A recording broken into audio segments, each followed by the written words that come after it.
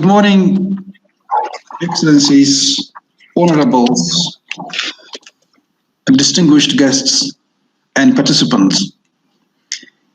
Thank you very much for joining this extremely interesting and thought-provoking topic, particularly this excellent event, Youth and Free Trade, Challenges and Opportunities in relation to Peace and Security, which is Pre-Tana session, which focuses particularly on the roles the youth can play in creating free trade in Cfta or Continental Free Trade Area.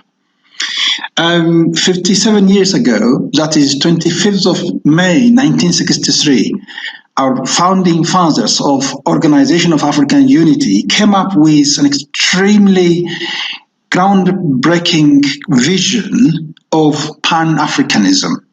They came to such ideal of Pan-Africanism, not out of a simple motto, but after having seen how colonialism, division, ethnicism, clanism has been dividing Africa up and down.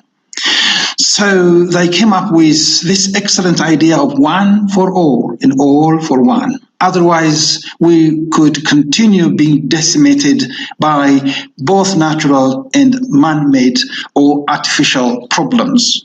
I know, of course, this very topic, youth and free trade, peace and security challenge opportunities, tells us something very clear. Youth, the word youth refers, as you know very well, the fact or quality or condition of being young, newness, novelty, recentness, being between child age and adult age, full of challenge, at the same time aspirations, such as Pan-Africanism again, how to make this dream come true. And luckily in 21st century, we are really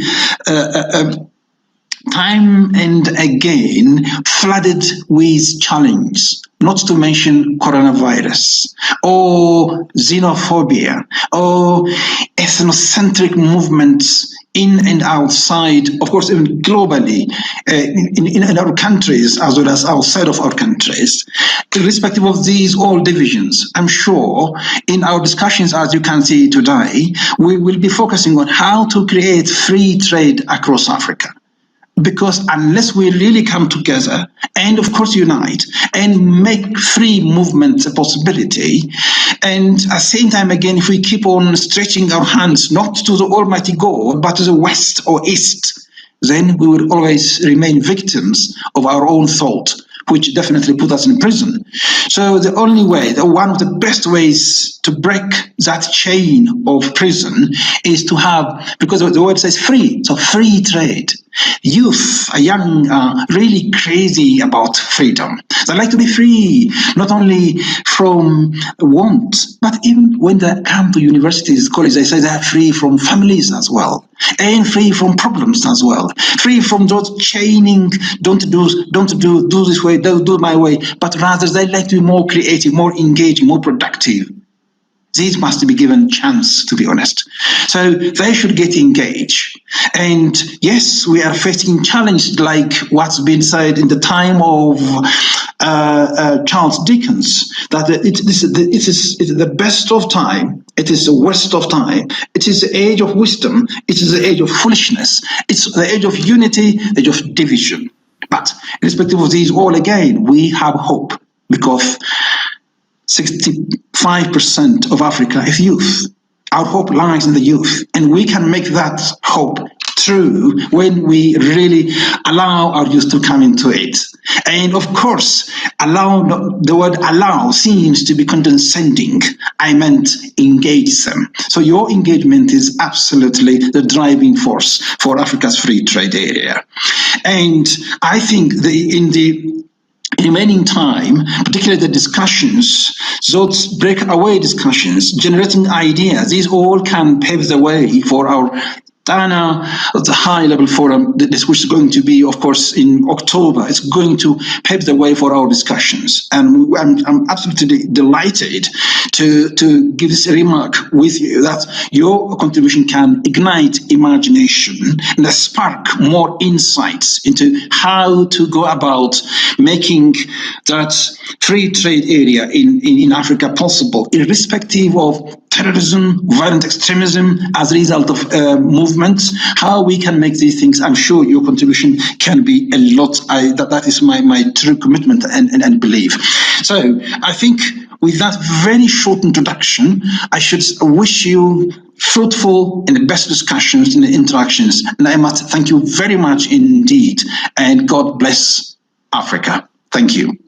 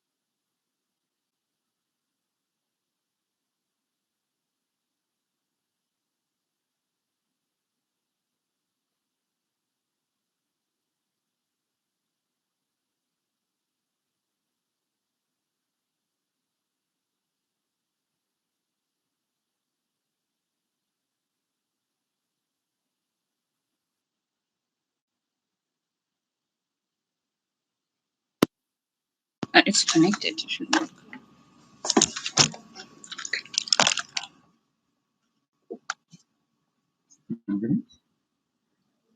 Can you hear me now?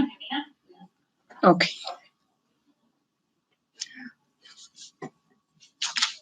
Good morning, everyone.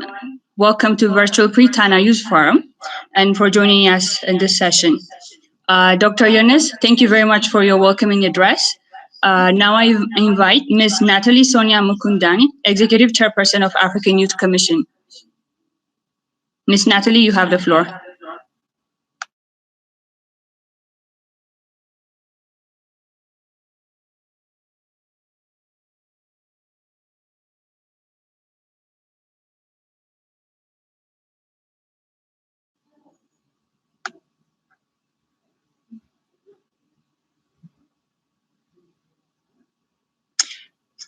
Okay, let's give Ms. Natalie a few more minutes. Until then, I invite Ms. Rotimi Olowale, Executive Director, Youth Foundation for Development, Education and Leadership, Youth Hub Africa.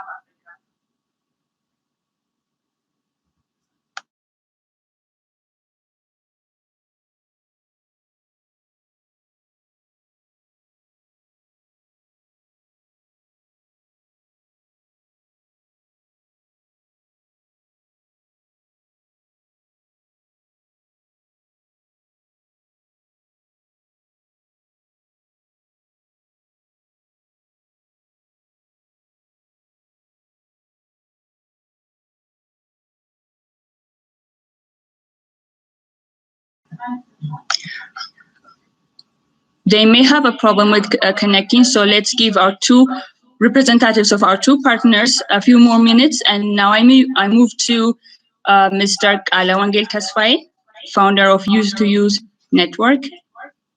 Mr. Kalawangel, you have the floor.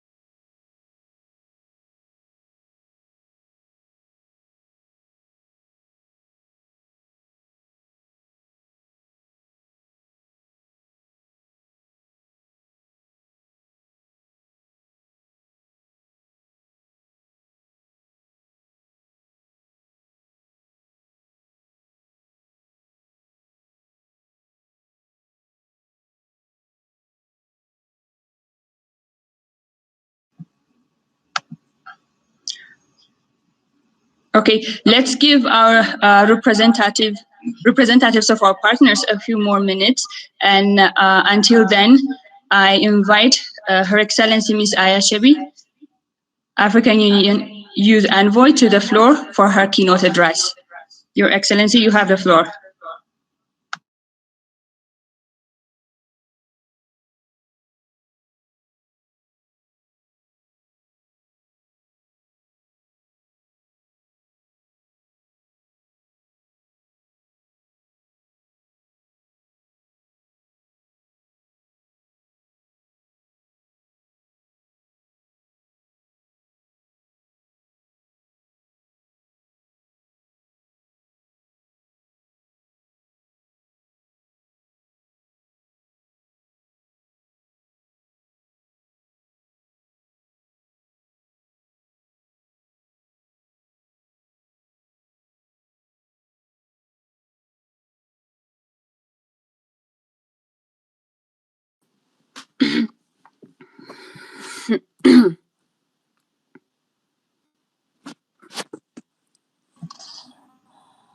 Hello, Your Excellency, can you hear us? Hello, can you hear me? Yes, I can hear you. Great, thank you so much.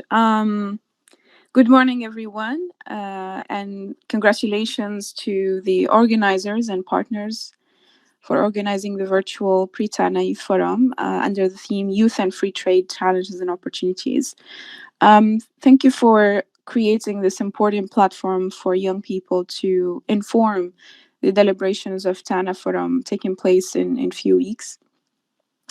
And I think Tana Forum this year has a very important theme, which is Afcfta, a milestone for Pan-Africanism and conflict transformation. So the discussion includes first Pan-Africanism, and I think we need to have a clear position as young people on what is that Pan-Africanism, because everyone is asking, how can we engage youth? How can we silence the guns? How can we de-radicalize youth from violent ideologies? How can we end the Mediterranean tragedy, and so on and so forth? But the solution really is at the very core values of Pan-Africanism, but it's a Pan-Africanism redefined. In the 50s and 60s, Pan-Africanism liberated us from colonialism and was about creating nation states with independent, sovereign, defined colonial borders. But the Pan-Africanism we want today as a generation is actually about a borderless Africa. It's about the African passport, free movement, e-citizenship, e-commerce, e-governance, and so on and so forth. So I think it's part of the problem, in fact, perhaps to box young people into these borders, which is leading to many of the challenges we're facing today. I did my thesis a few years ago on Daesh and Al-Shabaab recruitment to youth in the regions. And most of young people, besides, of course, socioeconomic factors and all that, join these violent groups because they need a place of belonging bigger than national identity. And so these non-state actors offer this transnational multicultural space to exist and to be heard. So this is to say that cross-border collaboration is so important for young people, and we need to make our position clear about what is that Africa we want. And then Pan-Africanism is also about dignity. When we continue to have an economy that does not provide livelihoods for youth, some youth will continue to try to get to Europe and drown in the Mediterranean. And we don't want to end up with Afcfta, with e-commerce as a platform for example, big companies eating our small markets, making billions with little commitment, and making youth more online consumers than digital traders. So it should be a space where we are benefiting just like we contribute to its growth. And of course, in this inequality, young women will suffer the most. So at the end of the day, I think it's a question of dignity and equal opportunities. The market should be for everyone to live the African dream. So Afcfta is a Pan-African decision. Cfta is coming with a dream of a single market where young people will have more job creation and more opportunities. Afcfta is collapsing borders and giving more room to exchange. But our position as young people need to be clear that we want Afcfta, we want African integration, but we want to ensure equal opportunities and dignity and livelihoods within this, African dream of integration. The second point I wanted to share this morning is we need to also be clear as young people on how we want to be perceived in this new chapter. I think it is actually an exciting chapter. So far, youth are perceived by most leaders in their discourse and in their actions as the problem. Some negative number we have to deal with, the unemployed, and we're trying to fix a solution for them, rather than looking at it as youth are drivers of development and trade and job creators. Because there's a difference between perceiving youth as looking for opportunities, then youth are the opportunities themselves. And I think that's what we try to say when we say demographic dividend, but our leaders still don't express it that way, or don't believe it yet. So our generation is also perceived as this waithood generation, waiting for adulthood, because of the constant negotiation to find political and financial freedom. And all of this is related to peace and security, because the more youth are perceived as the marginalized with no agency, and that the state is fixing this youth problem, the more we're alienating youth, and that can lead again to conflict. So we can do the same mistake with this opportunity of intra-trade, like we're doing it with other sectors where youth are completely excluded and alienated. If we want trade to deliver for youth and to promote peace, it needs to be inclusive and driven by youth. There's no other option to do it. So we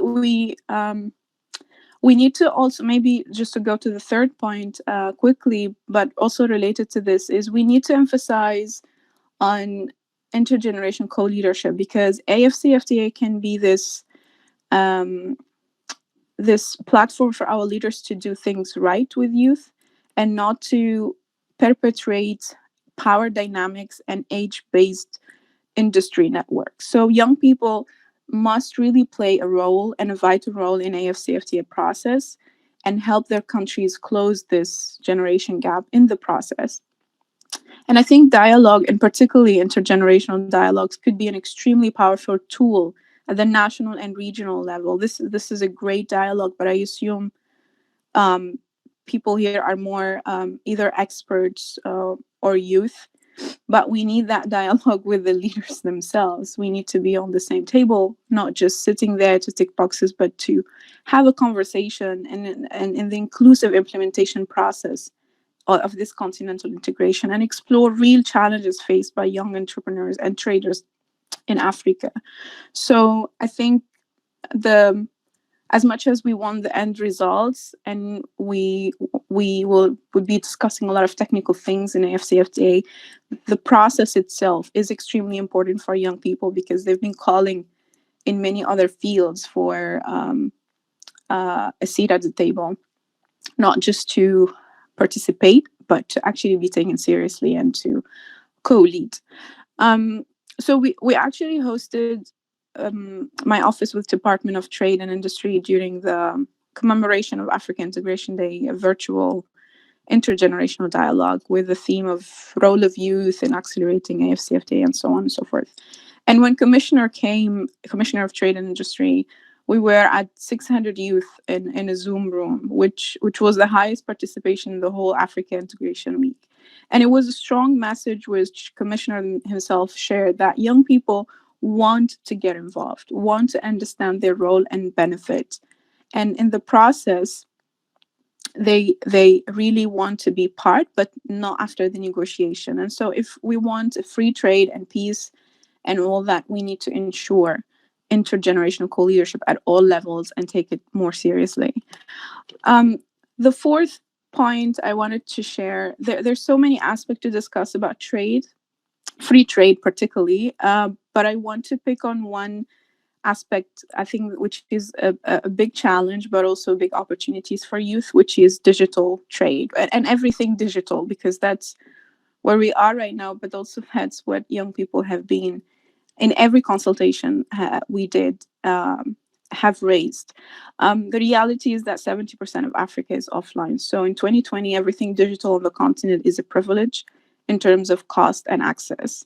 And those who are disconnected can be really invisible and miss out the opportunities and power of information, which is now vastly unequal, really depending on who can access information and control connectivity and who cannot. And there are critical questions our countries need to address. How are we protected from exploitation of network marketing and e-commerce that generates more cyber crimes than youth employment? And we need to also address critical questions of internet shutdown in many African countries, which is disrupting access to information, e-financing, and services. The economic losses are estimated at millions during internet shutdown. So young traders whose business survives solely on the internet will suffer. Governments committing to Afcfta and to e-commerce and to digital trade should not stifle the rights and freedom that are supposed to facilitate job creation as essential as the right to internet, and should not create laws that shrink civic space and otherwise will contribute to conflict and security challenges. But also governments should not close digital opportunities because they don't know how to use it.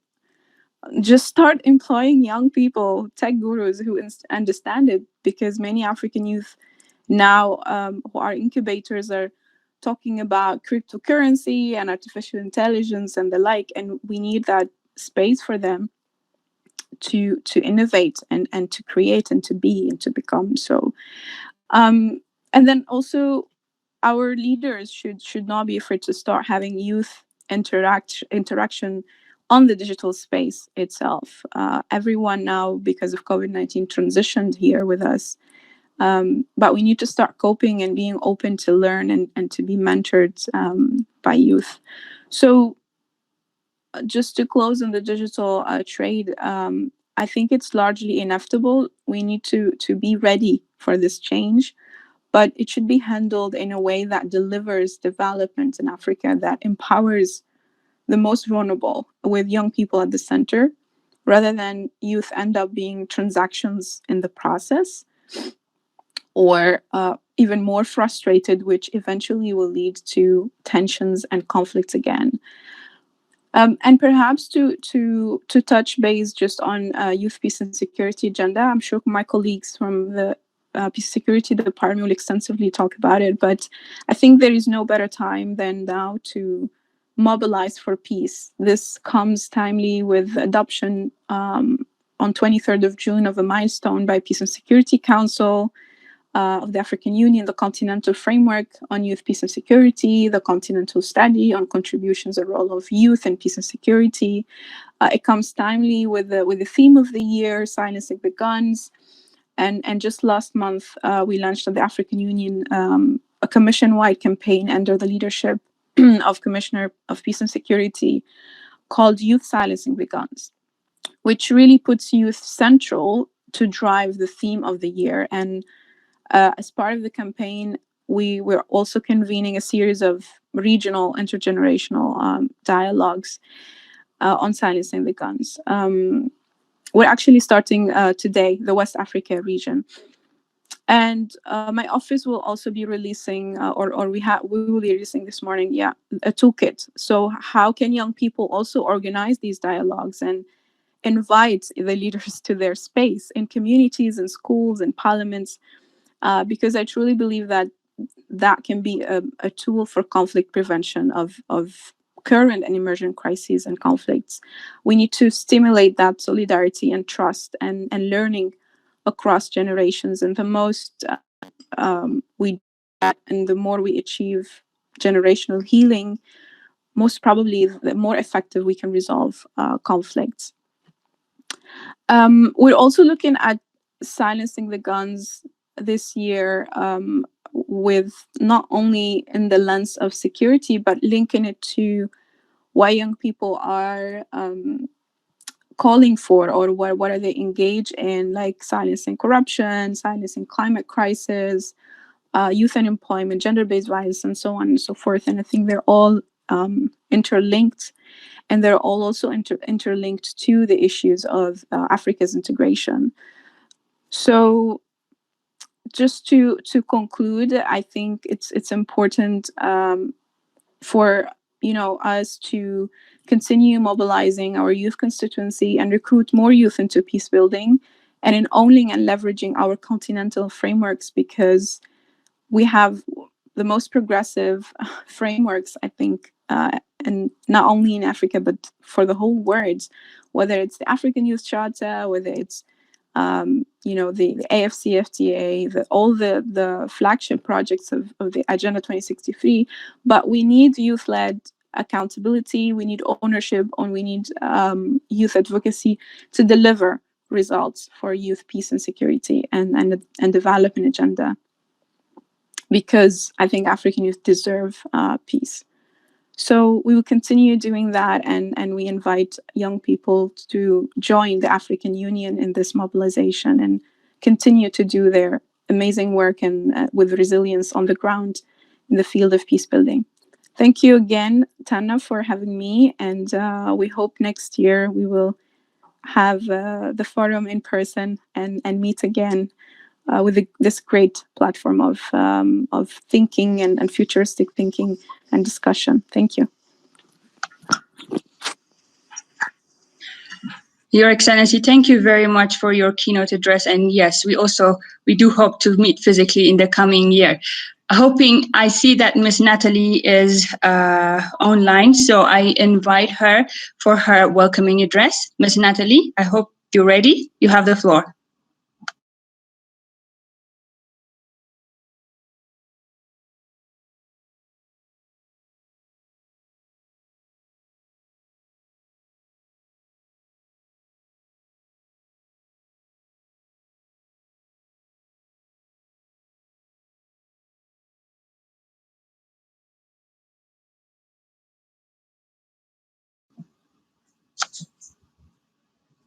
Ms. Natalie, we can't hear you.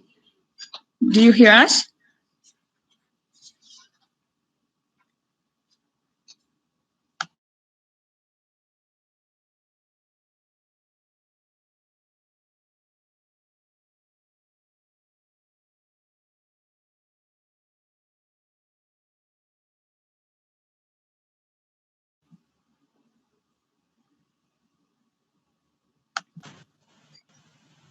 Until Ms. Natalie joins us, I think Mr. Rotimi is online.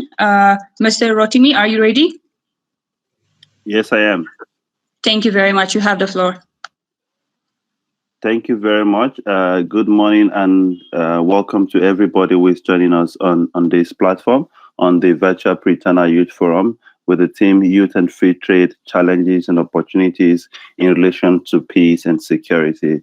I recall several years ago when I had the first opportunity to leave Nigeria to attend a meeting in Morocco. The only connection that I had to go to Morocco was to fly from Lagos to Paris, and then from Paris to Morocco. I found that initially amusing, but I then got angry when the French embassy refused me a transit visa initially, which was a visa that would have allowed me to stay in the airport in Paris for a couple of hours in transit to Morocco. And I was so annoyed because I had a meeting in Morocco, I had a ticket to Morocco, I had hotel paid in Morocco, but then the opportunity to stay in France for a couple of hours was denied just at the airport. At the end of the day, that was solved, but that got me thinking that Africa needs that opportunity for Africa to connect to itself from countries to country, from Niamey to Casablanca, from Abuja to Harare, and from anywhere on the continent in an easy way to ensure that all countries can connect and be able to reach each other. Fast forward to today, many of such connections now exist. We are happy to see several airlines on the continent crisscrossing cities across the continent, being led by Ethiopian Airways, Kenyan Airways, and of course South African Airways, and many more airlines coming up. But that is not yet enough. We want to see more connections and more trade across the continent going forward.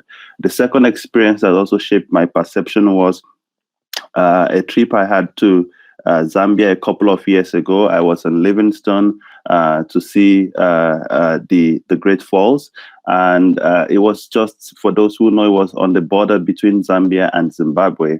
And I'd seen it from the Zambian side in Livingstone. I wanted to cross with a couple of friends into Zimbabwe to see it on the other end.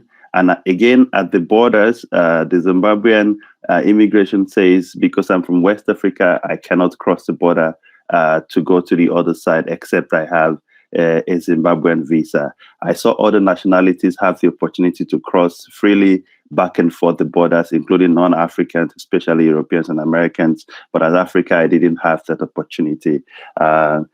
My third experience is also to see the informal trade on the West African borders. As I crossed between Nigeria into the Republic of Benin, I saw young men and women, many of them were not very educated, having the opportunity to cross and do trade across the border, small trades on their motorbikes, selling items and wares across both countries.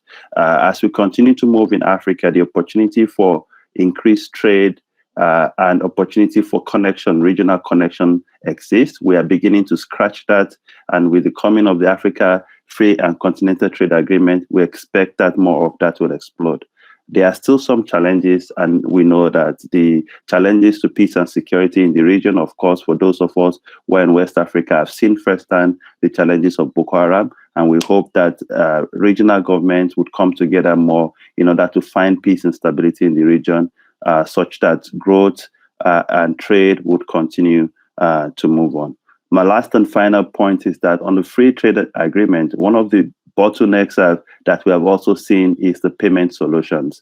In the last couple of weeks, we've been trying to make payments to a couple of young people across the continent, and it is a very cumbersome process to transfer as little as $200 from Nigeria to even our next country in Cameroon, because the payment gateways do not currently exist. We hope that with the coming of the Africa Free Trade Agreement, we will begin to unbottle some of these bottlenecks in order to create more opportunities for young people to trade across the continent and have more intra-Africa trade as we go on. I welcome you to this Pre-Tana conversation, and I hope that in the coming hours, we would have more opportunity to discuss and engage and share ways that we can collaborate and find solutions to these common problems. I thank you. Thank you very much, Mr. Rotimi. Now I invite Mr. Kalawangel to the floor, hoping that he's ready. Mr. Kalawangel.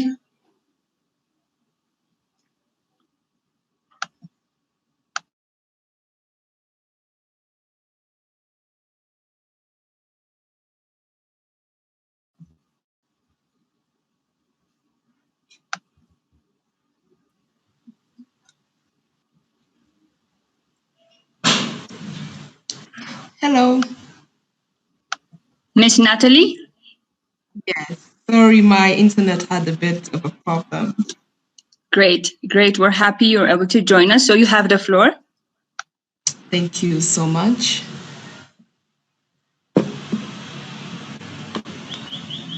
All right. It is an honor to be speaking on this Pre-Tana forum, especially seeing that the focus right now is on youth and how the Africa Continental Free Trade Area Agreement would bring together young people.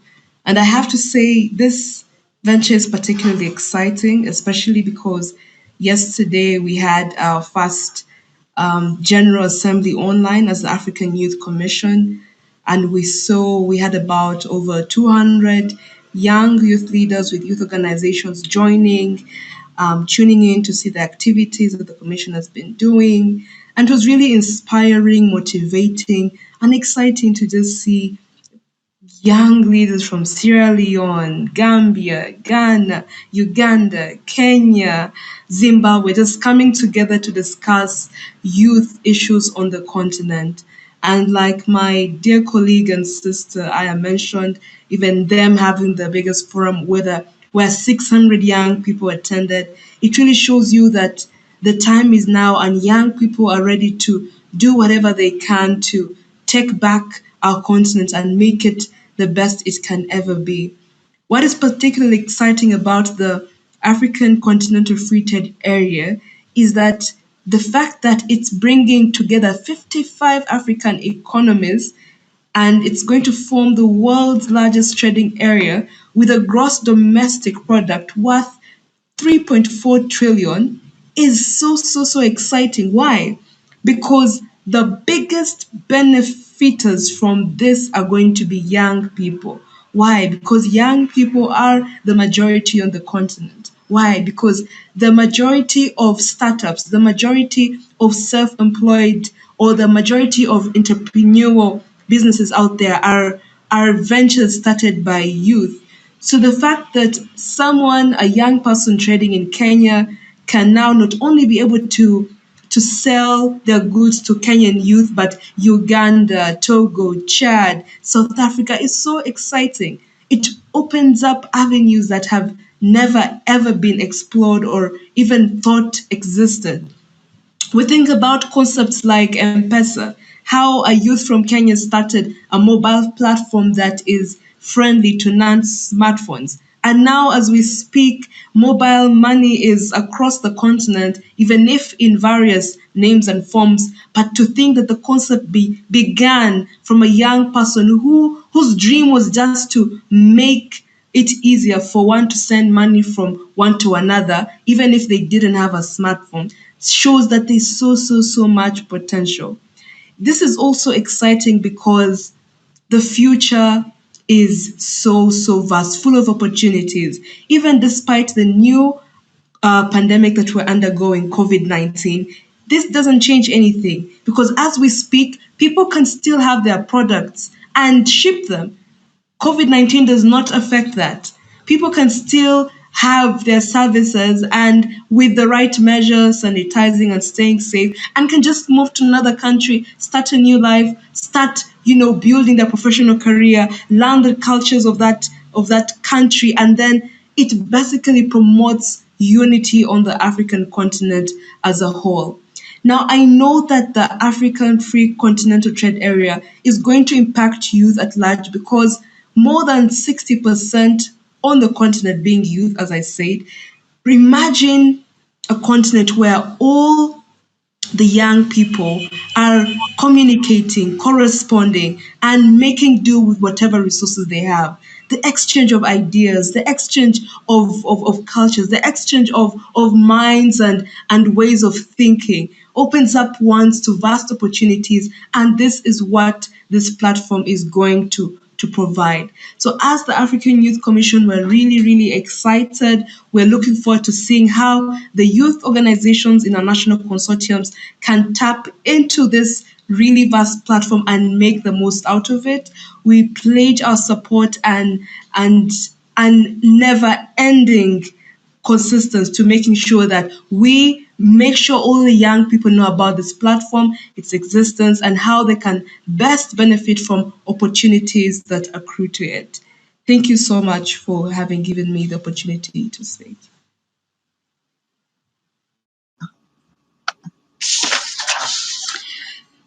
Thank you very much, Ms. Natalie, for your welcoming address.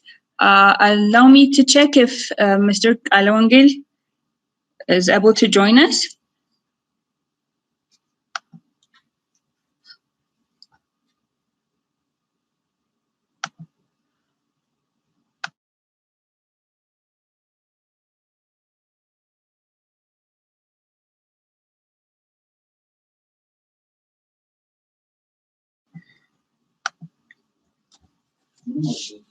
Hmm?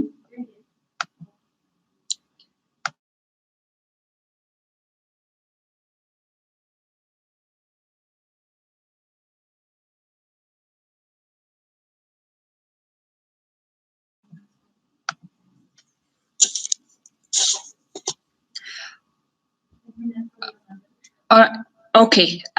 Mr. Kalwange, he is online. Can you please unmute your mic? Okay. Yeah, can you hear me now? Yes, we can hear you. Great. Fine. You have the floor. Please go ahead. Okay, thank you, everyone, and greetings from Addis Ababa and from all used to use. It's a pleasure for all of us to be part of this important and timely forum on the. This is a virtual Pre-Tana forum with the topic of use and free trade, with the challenges and opportunities in relation to peace and security. I am very delighted to be part of these sessions because I attended previously the two Tana forums that was hosted in Bardar, and I believe this is the first one to include the use and also includes the important elements of the free trade and also the peace and security, which is very linked one. So in used to use, we started in Ethiopia. We worked on different elements, which focusing on and also on business sections, in employment and also promoting entrepreneurship. Used to use is also part of the Use for Africa, the Use for Peace program by the African Union.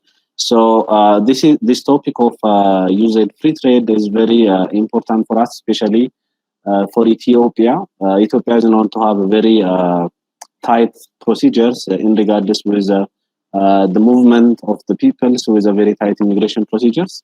And also, since Ethiopia is also the third diplomatic city in the world with the incoming of a lot of expats and also a lot of diplomats, this is important for us. And we believe the use of Ethiopia is like in need of such the free trade movement. For example, in Ethiopia, the e-commerce system, for example, the digital trade is very limited. We know Kenya and others with the M-Pesa systems, they are very making things easy. But now with the Ministry of Innovations, the upcoming of the launching of the different e-commerce platforms, we're looking forward to a lot of elements. And also, like if you know that the recent instability of the country, with related with the piece of the different use movement, even though it looks like somehow a political affiliate, it has also an economic challenge because a lot of youth are unemployed in the city and they will be easily attracted to such kind of different movement. So, but also the use of Ethiopia has a lot of potentials, and also they can be as much as competitive like other African countries, if not the world. So the opening up of this intra trade and also like the free trade movement, and also that will allow any young entrepreneurs in Ethiopia. There are a lot of young entrepreneurs, so allowing them to sell their products into different countries. We have a lot of interesting commodities and also very that are needed by the different parts of Africa and the world. So with the opening up of this trade, we see a lot of reduction of unemployment and also the increasing of the per capita of each use. So we strongly commend and support and congratulate also the African Union in the endorsement of this the African free trade area. So on behalf of Used to Use, so we started like 1 year and a half, and but currently we have like thousands of members with actives who's owning the different businesses and who's also engaged in the different kind of digital trade and who's ready to invest into different parts of Africa. Personally, we traveled a lot of different countries and we understand the challenges that we're facing, especially not alone this is the free trade and also the free movement by itself. So we're definitely looking forward to the outcome of this Pre-Tana Youth Forum workshop, and also at the same time looking forward to engage more in the upcoming October, the main forum, because I believe this input that we forward will be, it will bring a very practical solutions after this forum. And finally, I would like to say thank you for GIZ and other respective partners, including the IPSS. Really grateful to be here, and we're ready to support in any way that we can. And thank you very much.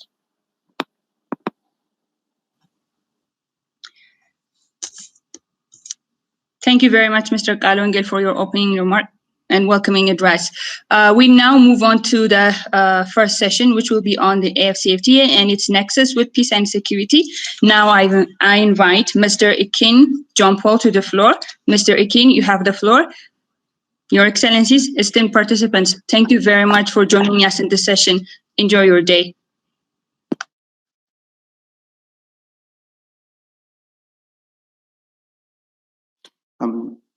Thank you very much, and thank you everyone for taking out time to join the Pre-Tana Youth Forum 2020 on youth and free trade, challenges and opportunities in relation to peace and security.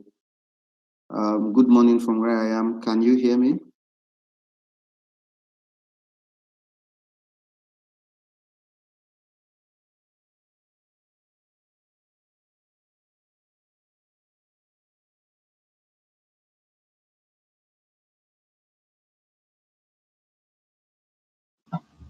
Mr. Ikin, we can hear you. Please go ahead. Perfect. Thank you. I am Ekene John Paul Ikwele, and I coordinate the Pan-African Youth Network for the Cultural Peace as chairperson. I'll be moderating our first section, which has been told to address the African Continental Free Trade Agreement and its nexus with peace and security. When the Continental Free Trade Agreement came into force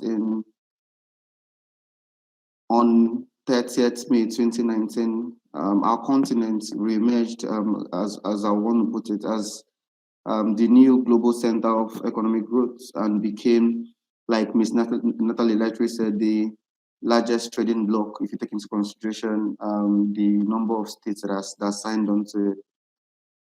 So the big question is, what does the Continental Free Trade Agreement mean for a continent that has less than 3% share of the global trade, and then consider it or align it to see how it perfectly fits to the structural challenges of addressing the continent's dynamic insecurity situation.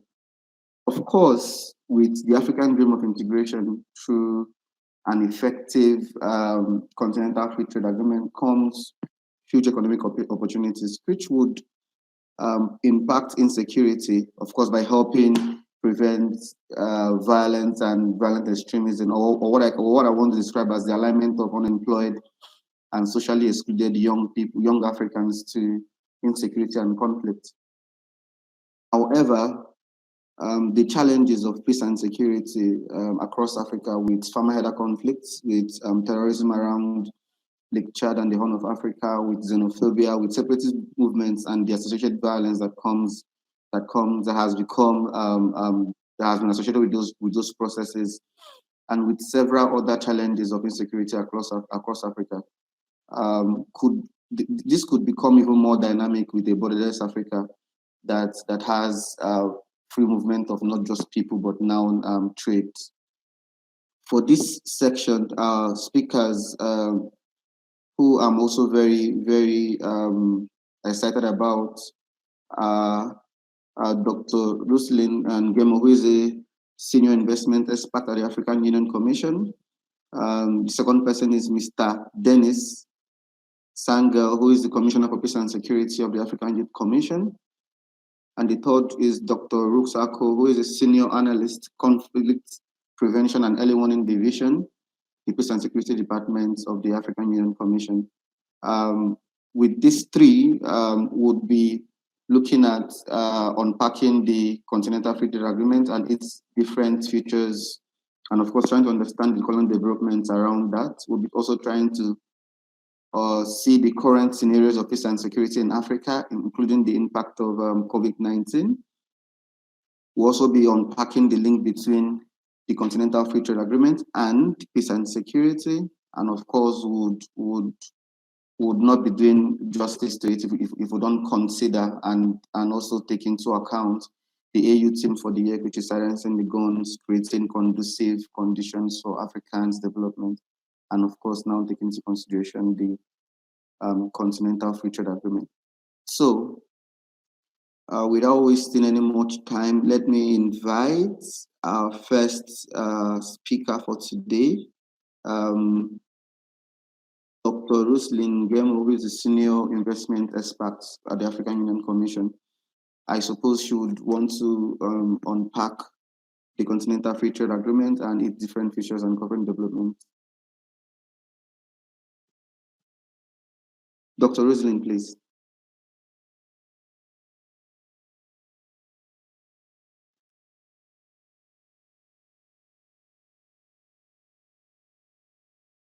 Very much, Ikin. And Your Excellencies, esteemed participants, I appreciate very much this opportunity that we've been given once again to talk about the Afcfta and to talk about what it means to us in Africa. Before I proceed, I wish to ask if I'm seeing that there's a challenge with bandwidth by most participants. Would you want me to turn on the camera or I just use audio? Rubiat? Yes, you can turn on the camera. Okay. Thank you. Thank you. So a lot has been said this morning about the Africa Continental Free Trade Area, which is actually the new trade voice in the continent. We believe that this will be actually the driving force and the pathway to our economic recovery. Earlier on, Mr. Yunus spoke about the founding fathers and what they envisaged. So under the Agenda 2063, the framework document that espouses the aspirations of the African people, it gives us a vision of the Africa we want, which among other objectives seeks to harness the continental endowments embodied, among others, in our natural resources and in the people, which affects the equitable and people-centered growth and development. Now, we cannot achieve this without peace. Peace is essential to sustainable development. But on the flip side, indeed, economic, social, and environmental development is also necessary for durable peace. At this point, I actually want to congratulate very much Dr. Yunus and your team for the vibrant discussions that we have participated in, and you have engaged the continent to discuss and highlight the global realities and challenges that affect us today in the continent. And you have brought home the need for us to work together towards ensuring economic empowerment for the people of the continent of Africa. This new trade voice now that we are talking about, that we are putting our hopes on, is contributing to the opportunity to silencing the guns by fast-tracking economic development within the continent. The speakers that have spoken before me have talked about the overall benefits of the Fcft. What it encompasses, this agreement encompasses decisions and commitments on market access and provisions to reduce barriers to trade and investment. It is hoped that it will help to enhance competitiveness and promote industrial development, regional value chains, agriculture, and food security, the most important things right now for us in the continent. The need to create jobs, and this, Your Excellency, Chebi, you've mentioned it. Rotimi, you've also mentioned this. The need to create these jobs. Per year, we need 13 million jobs in the continent. And therefore, the leaders foresaw this. And within the Fcft, it includes an architecture that tries to see how this can be done. We have the architecture around the investment protocol and the inclusion of the digital conversation, the fourth industrial revolution, per se. We have the intellectual property rights architecture and the need to enhance innovation and ensure that Africa can innovate, produce, and be profitable with those innovations. We have seen our youth, being very enthusiastic and being actually the leaders in innovation. Natalie, you mentioned the innovations around digital money transfer, around intellectual property rights. This is where we will safeguard these innovations and make them profitable for the continent when they are used. The other aspect of the architecture of the Afcfta is the enhancement of competitiveness of the continent to enable regional value chains to develop. We also have standardization and harmonization for stability of trade.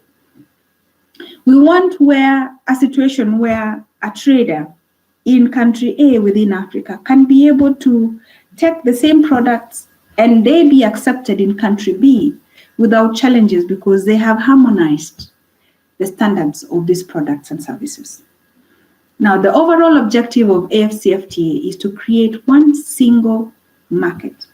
We have a big market in Africa. It's actually one of the biggest markets in the world.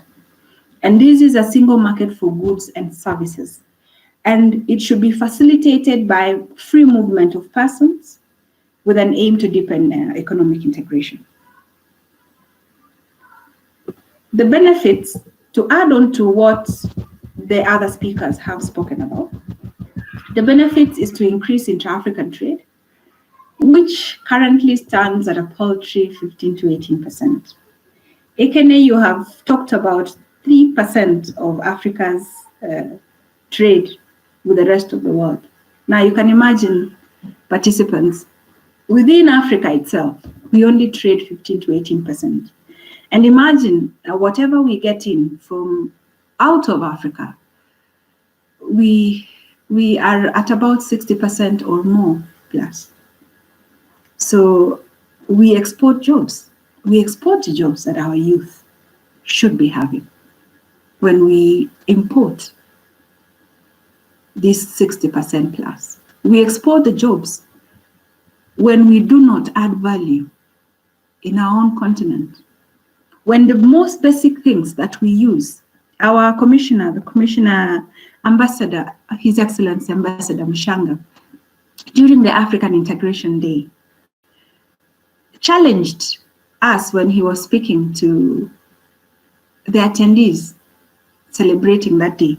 He said, the clothes you're wearing today, the shoes you've worn, the slippers that you used this morning as you went to the bathroom, the food you ate this morning, all those are value-added goods. But when you look at them critically, what percentage of those goods are manufactured in the continent? Yeah.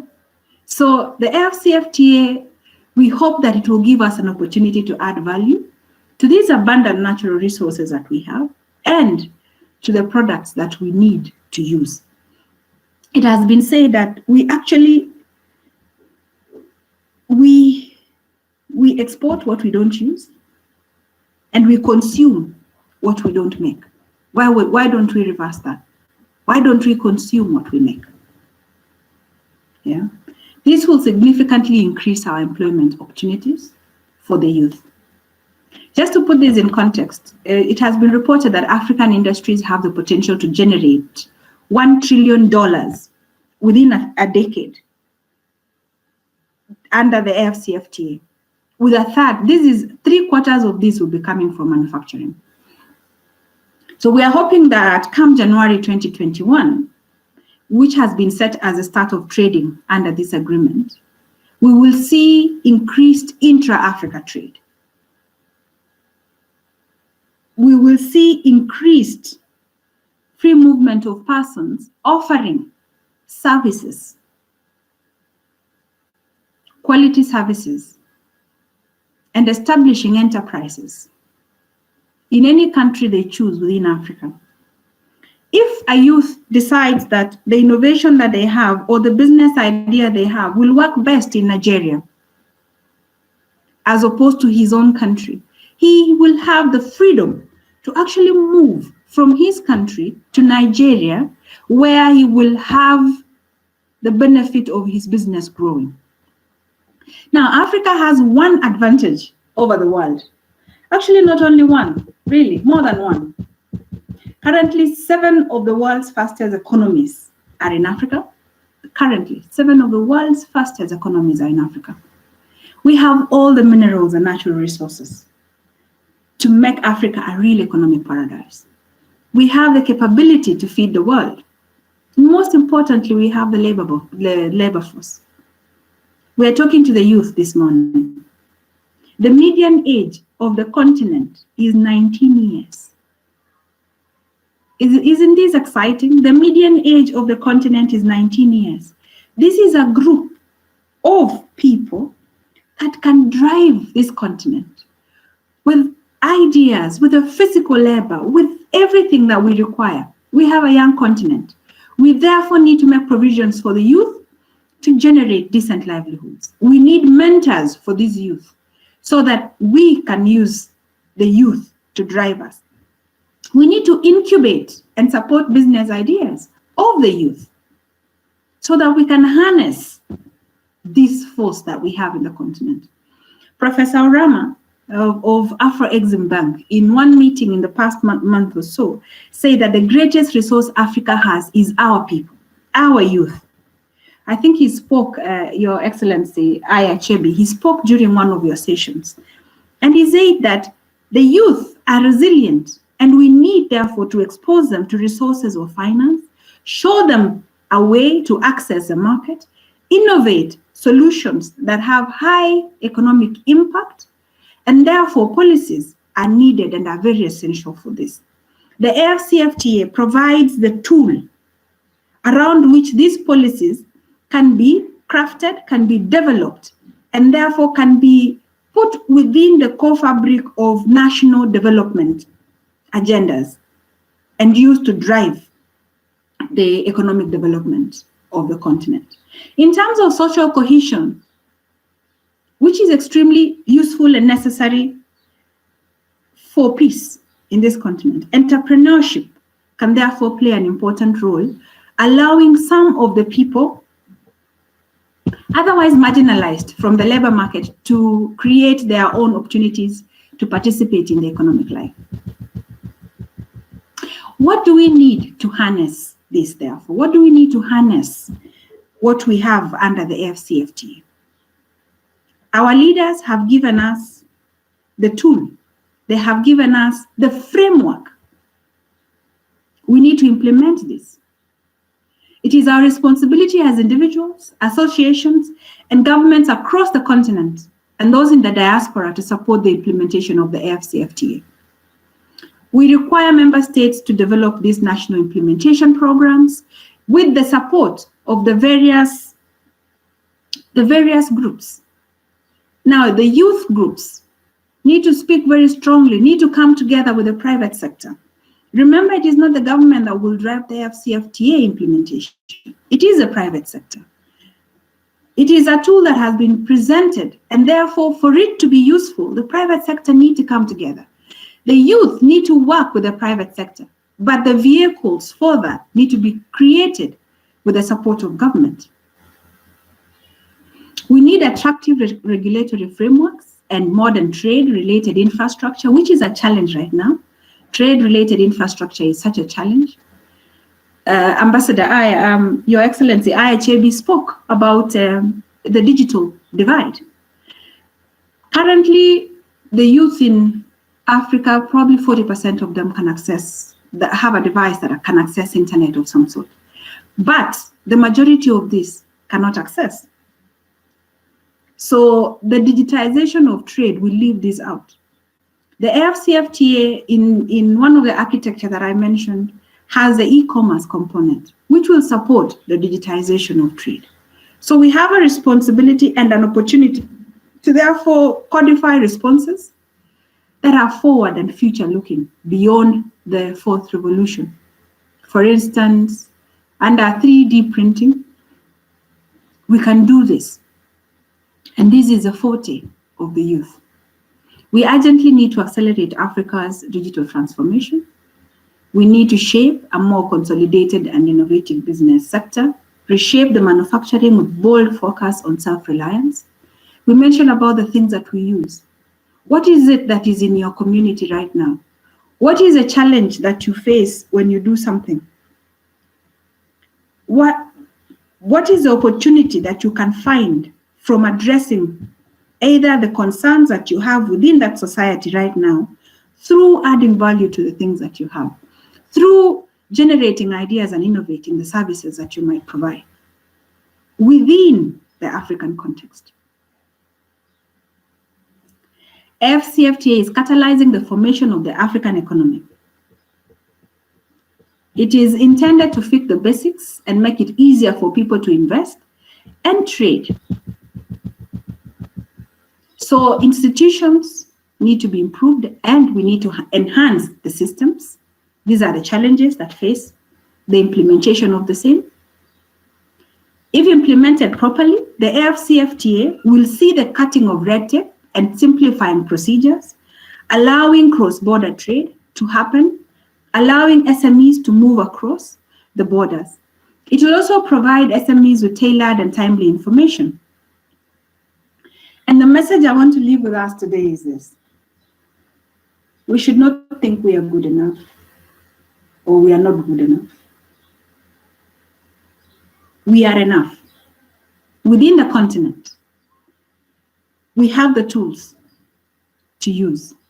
Within the continent, we have business people that have excelled. Within the continent, we can get mentors for our youth.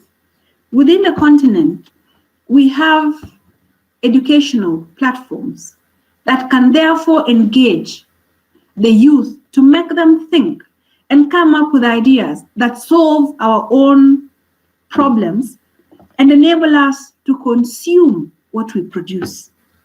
This market is so big that we will be wondering what we were doing all along.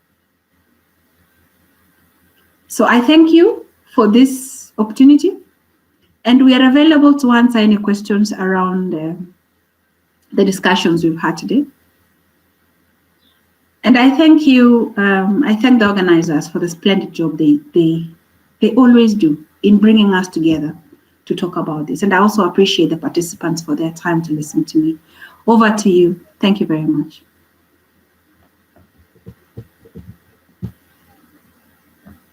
Thank you so much, Dr. Rosalind, for that wonderful intervention. From your intervention, I was able to pick the following. Of course, I agree with you that the Continental Free Trade Agreement is indeed the driving force of Africans' integration, and that there is need to create jobs. Of course, it's even much more now about transformation and alignment of jobs with the opportunities of the fourth industrial revolution, which some of us want to say that COVID-19 has fast-tracked. So it's now a situation of if you don't do it, you get left behind. And I agree that we need to accelerate Africans' digital transformation. Let me invite Mr. Dennis, Commissioner for Peace and Security, African Youth Commission, for his intervention. Mr. Dennis.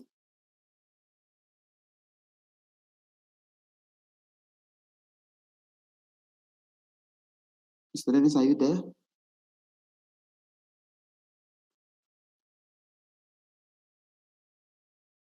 Also, just to mention, if you have questions, please just keep it coming on the message sections and we'll be able to take all of them during the question and answer section. Dennis, can you hear me? Okay, while he's setting up, let me invite Dr. Rusako, who is Hello? Dennis, are you there? Yes. Can you hear me? Yeah, I can. Okay, over to you now. Thank you very much. Thank you very much, Mr. Moderator, for having me on this particular session. I want to also thank the Institute of Peace and Security Studies for being a very valuable partner to the Africa Youth Commission and redefining the role of young people in peace building in our continent. I'm very excited to be part of this session, Youth and Free Trade Challenges and Opportunities in Relations to Peace and Security.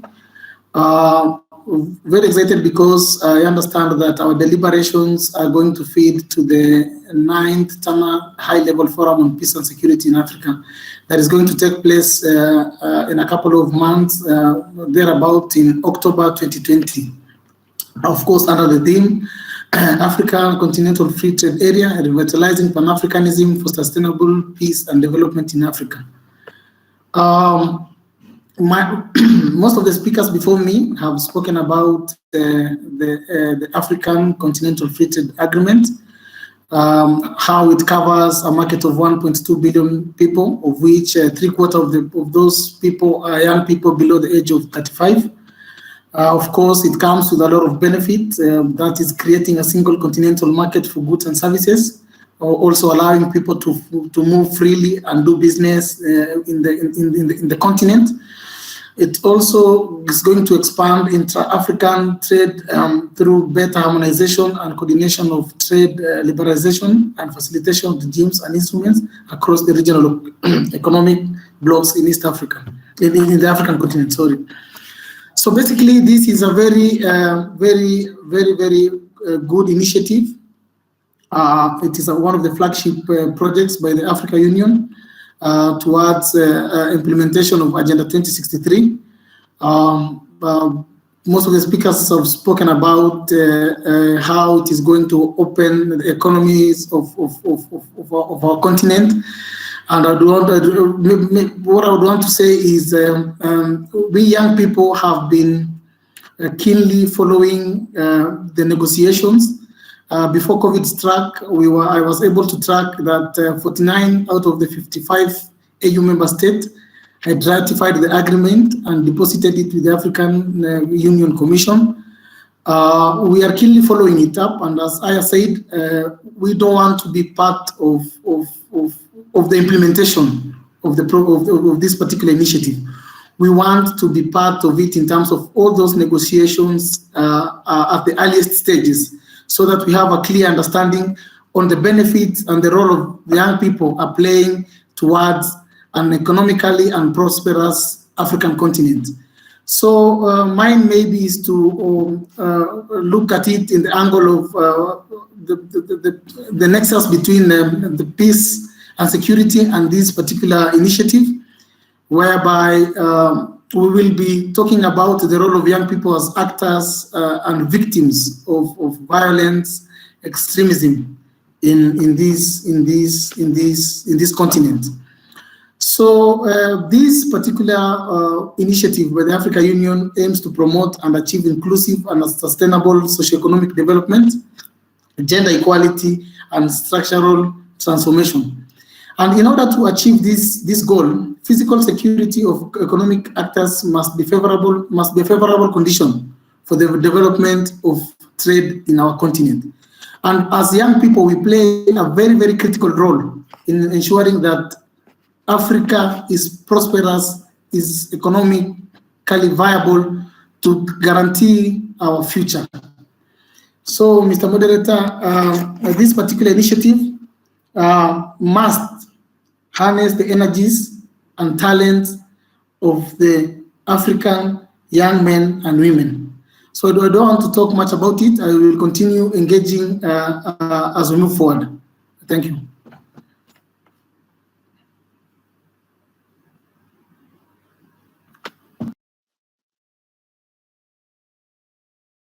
Thank you so much for your intervention, Mr. Dennis. I do agree that it must harness the creativity and innovation of African young people and must put young people first at the beginning, at the middle, at the end of the processes, and it's as it begins to take shape properly. Let me now invite Dr. Rusako, who is the senior analyst, conflict prevention and early warning division, the Peace and Security Department of the African Union Commission, for his intervention. I'm looking forward to him unpacking the link between the Continental Free Trade Agreement and peace and security, of course. Thank you, Mr. Rooks. Thank you so much, Ekene, for your kind introduction, and to my fellow panelists. I think you've done me really big favors by me speaking after you, because you've done a really good job of speaking for me as well. But having said that, I'd like to also extend my thanks and appreciation to the Tana Secretariat, which is like a second home to me. They've, of course, been involved in putting these sort of critical discussions together, and remarkably well at that. I think this year the theme for this Pre-Tana Forum is timely. It's one that has got the continent and, in fact, the rest of the world talking. And while we are looking forward to the Fcft coming into fruition, let me say the task is not going to be easy, as that would actually put Africa in prime position in matters of trade, which might not augur well with some other interest. However, to the topic of the day, I think what I will try to do here is to speak about the Afcfta and its link to youth on the one hand, and then peace and security on the other. And I think the first thing to mention from the onset is that the Afcfta is a technical document that spells out provisions for improving and integrating trade, both within Africa and with the rest of the world.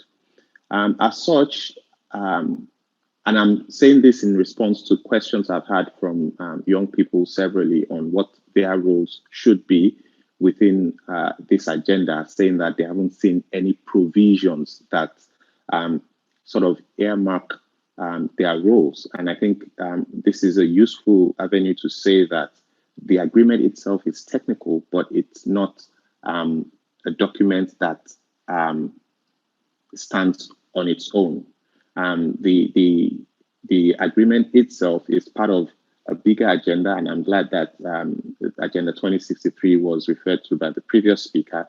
So it's part of the Agenda 2063 goals, and one of the key things in Agenda 2063, one of the outcomes that the agenda seeks to do, and here I'll quote it, is that it intends that the African youth will be mobile, and 15% of all new businesses will emanate from their ingenuity and talent, and the proportion of 2013 youth unemployed will be reduced by at least a quarter.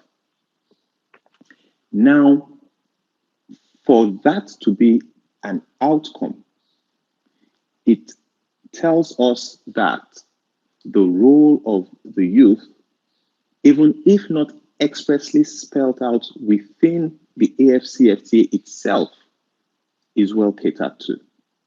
And I think what is important, and linking it to previous speakers, particularly Jocelyn, is that the young on the continent have an integral role, not because they are 60% of the population, but because they are ingenious and they have talent that fits into some of the key primers or drivers of the Afcfta.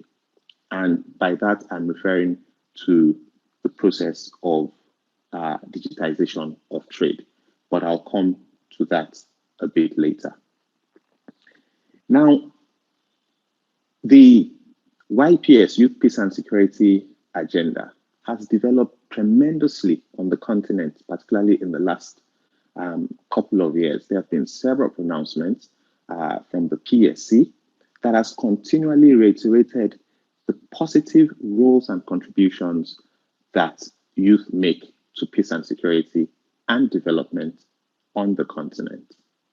Indeed, just about a month ago, the Peace and Security Council endorsed a study on the roles and contributions of youth to peace and security that it mandated about a year and a half, 2 years ago. it also adopted the Continental Framework on Youth, Peace and Security, as well as its 10-year implementation plan. These documents spell out the process by which youth should and can interact with a multitude of stakeholders, their governments, regional intergovernmental organizations, the African Union, development partners, amongst others, but more particularly within and among youth themselves, because this, in my view, is perhaps one of the most critical collaborative elements that will not only drive peace and security on the continent, but will enhance trade as envisaged by the Afcfta. But again, I will come to that subsequently. But let me also quickly state that the Afcfta is not a standalone initiative, not by any means.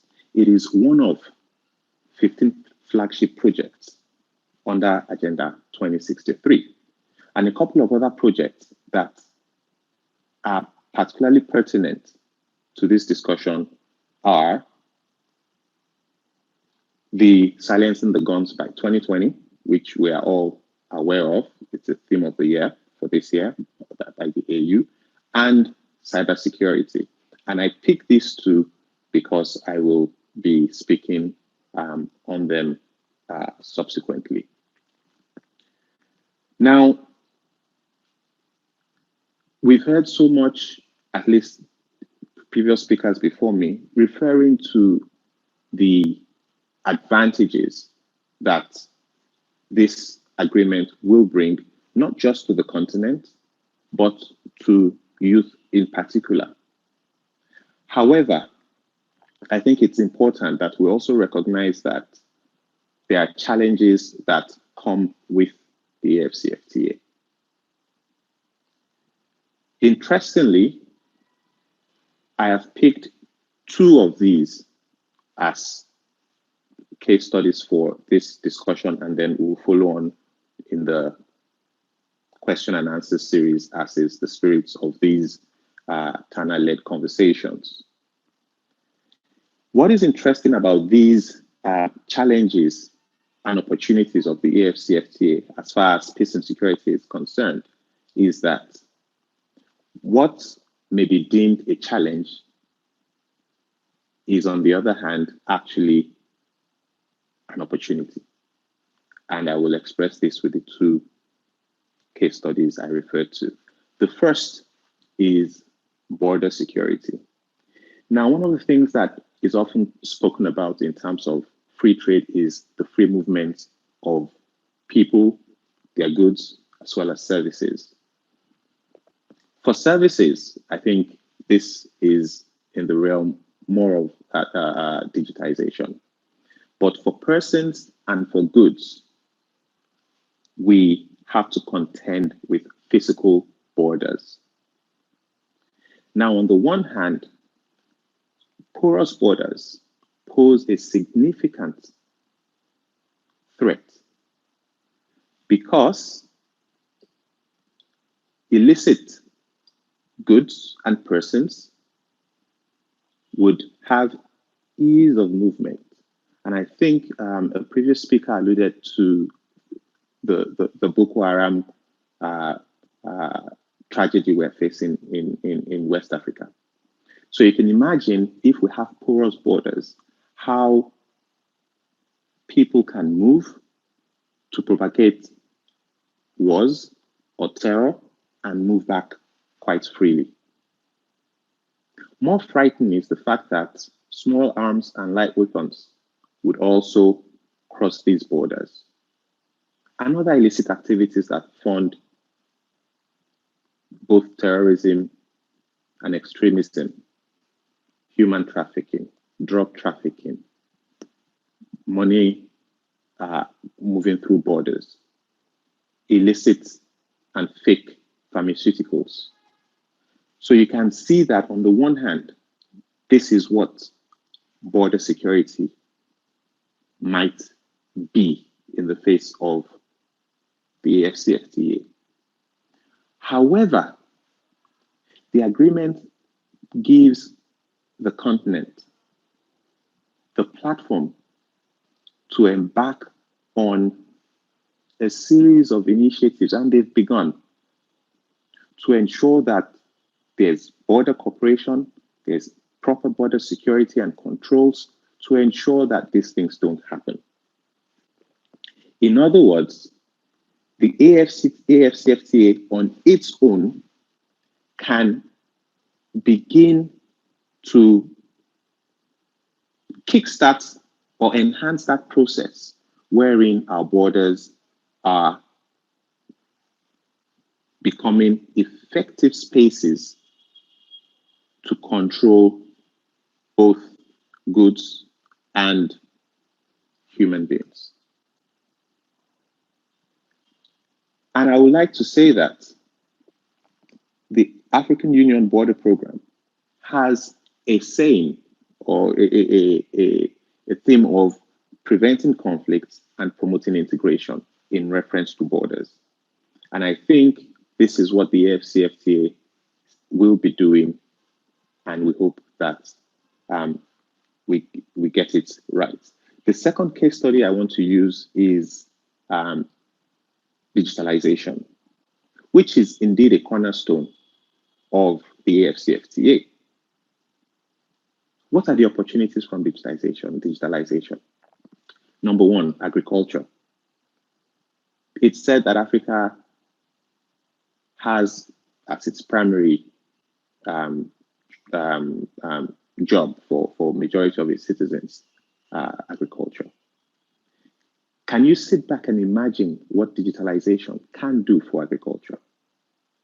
Already, you're able to, through your phone, an app, you are able to buy shares and invest in farms and receive profit at the harvest season. Traditional farmers are able to be taught techniques and methods using technology. For the public sector,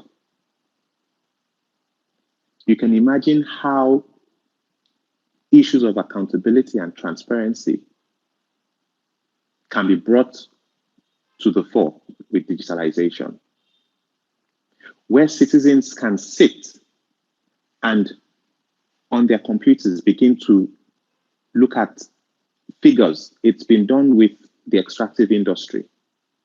But you can imagine when business of government is also on e-platforms and citizens are able to monitor and figure out what is going on there. Indeed, in Africa, we say one of our biggest pains is corruption and government inefficiency. We think this is why things are not going well. So you can imagine if we as citizens and stakeholders in governance are able to make contributions and assess our government. Public service delivery, be it in education, COVID-19 has shown how we need alternative or even maybe mixed methods of education. It's been impossible for students and pupils to be in classrooms in the past few months. Those who are fortunate are able to do e-learning. But there are other media, radio, television, but that's an aside. You can imagine the progress we've made in terms of health, especially in the rural areas with digitalization. We can do diagnostics and treatments. And then e-commerce, I wouldn't want to speak much on that because that's been said, but you can imagine the enormous wealth that can be generated. And this is a field, a space where youth innovation can lead the way. Remember the earlier remark when I said that youth are expected under the key transformation outcomes of Agenda 2063 to use their ingenuity to drive their participation. This is the time to partner, as said earlier, with the private sector in terms of funding opportunities, in terms of mentorships, in terms of developing ideas, in terms of incubating projects and initiatives. However, moving to the e-space is also fraught with its dangers and challenges, and that's cybercrime. Already, in some countries, there's the issue of what is referred to as Yahoo Yahoo or internet fraud. But imagine a situation where the whole of Africa is one big e-platform. It then gives those with negative intent an opportunity to move their funds perhaps more easily. These funds can then be used to fund the same challenges that we face now: violent extremism, terrorism, and so on and so forth. Human and drug traffickers are able to move their funds perhaps easier. Funding of conflicts become perhaps easier as well. So what I've done here is to try to show how different themes using these two case studies are both a challenge and opportunity that can be propagated by the Afcfta. The role of youth in peace and security, in my view, from in the past 2 years of interacting extensively across the continent with youth, is that they're a dedicated set of human beings who dig deep in terms of resilience to achieve what they've set out to do. And in the context of COVID-19, I'd like to say that I am particularly touched at the way young people have put their lives at risk, and indeed some have lost their lives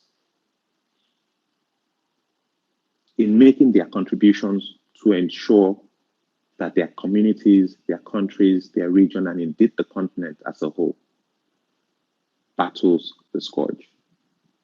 This leaves me with no doubt at all that what young men and women need in terms of the Afcfta are these sort of discussions where we can together begin to think and engage on the roles that they can play, not just to ensure that the agreement itself is a success, but also to derive the fulfillment that they are indeed making their valuable contributions, as they have always done, to Africa's development, peace, and security. I'd like to stop here and we'll continue during the question and answer series. Thank you.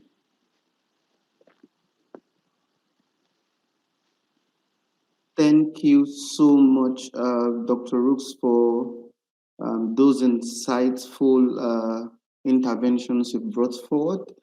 Some of them are, of course, very deep. I'm particularly struck by the references to crimes and criminality becoming cross-border, and I'm also going to put this forward also, that even before the Continental Free Trade Agreement came into force, that a lot of countries were already creating what I could call or what could become early sabotage of the entire trade agreement, with enacting laws in country that state the kind of jobs a citizen should get and a foreigner should get, an African, and it's also very interesting to learn that everybody every African was classified as a foreigner, while citizens were given priority in some areas of the job market. And so you begin to wonder what this would mean for opening up Africa, making it a borderless Africa. This is quite insightful, Dr. Rooks, and I am sure our participants have lots of questions. I'm going to take one question, and then I would ask anybody who has intervention to make. You could just mention it on the chat box, and I would and also request to speak, and then would allow you, of course, to make your intervention, so that this becomes more like a conversation than a panelist attendee strategy. So the first question is, and this question would go to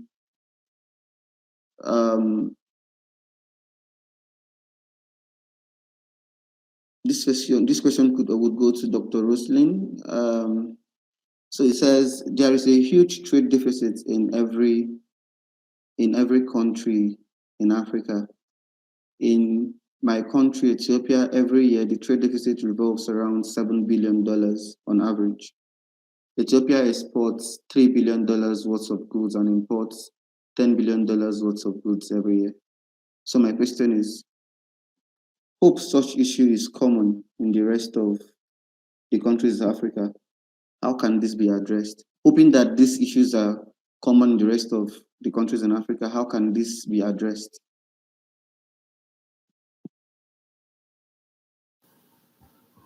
Thank you very much for that question. This is a very common thing in Africa. You talked about 3%. We are only 3% in terms of our input into the global trade. Within Africa, we trade amongst ourselves between 15 and 18%, meaning that we import the rest of the 80% or more. We import them.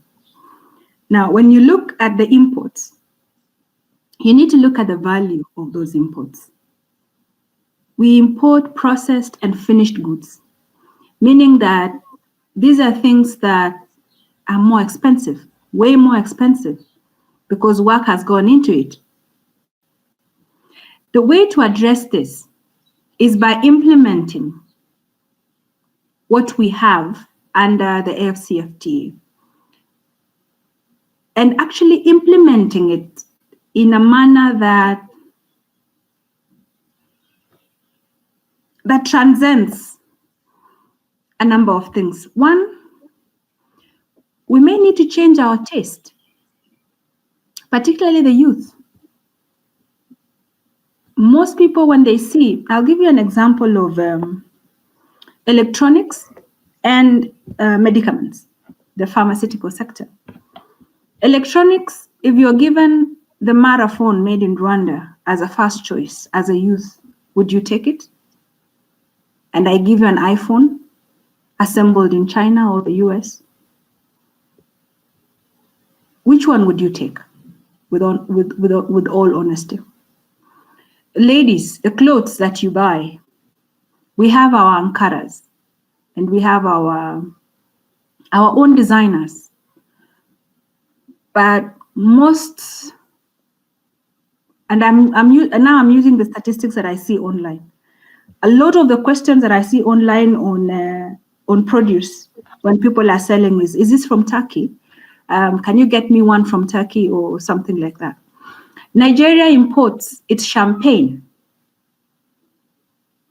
It's actually one of the, it takes champagne more than the people in France, the area of Champagne.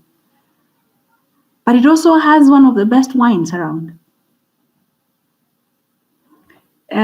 Senegal and again Nigeria are the highest importers of beauty products. And yet we produce the same things internally. So the thing that we need to do first and foremost is to shift our thinking and say, we in Africa, we have these things. We can use our own produce. And if you want it better and best, the reason why the product that is elsewhere is very good out there is because it has been used and tested. Why don't we use ours and test ours and then give feedback to the producers and say, look, our taste is like this. Can you add this to this product? So it is us to actually change and say, we want African products.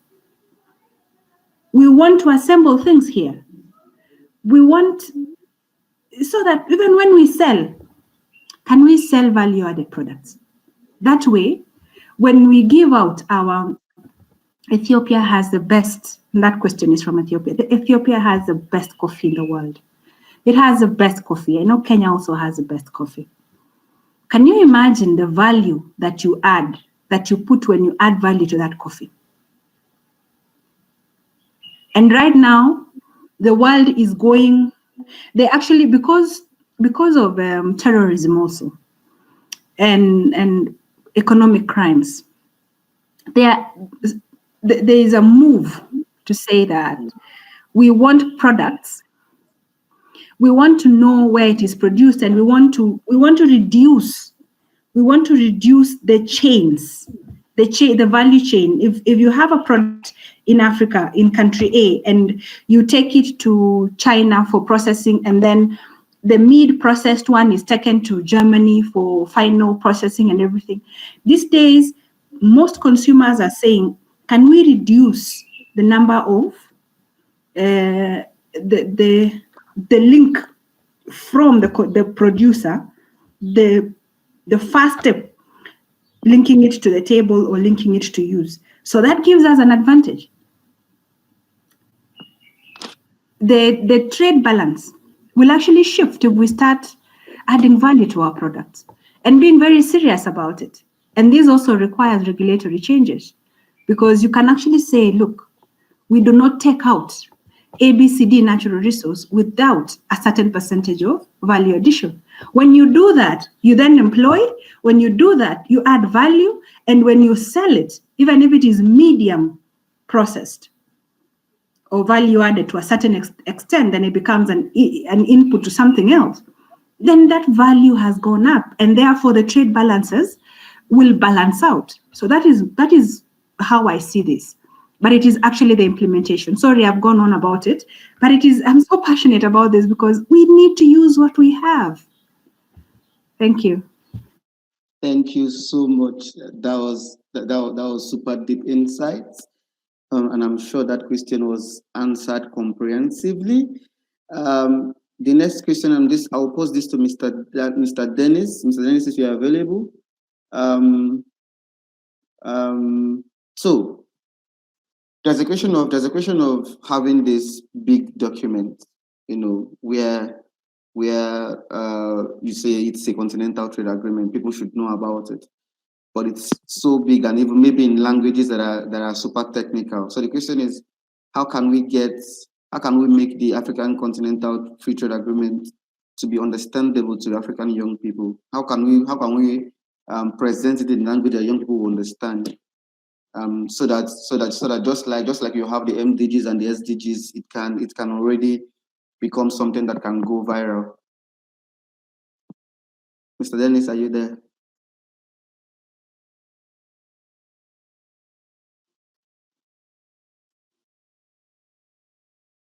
I don't think Mr. Dennis is there.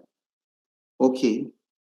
Dr. Rooks, do you want to take this question? Okay, Dennis is back. Dennis?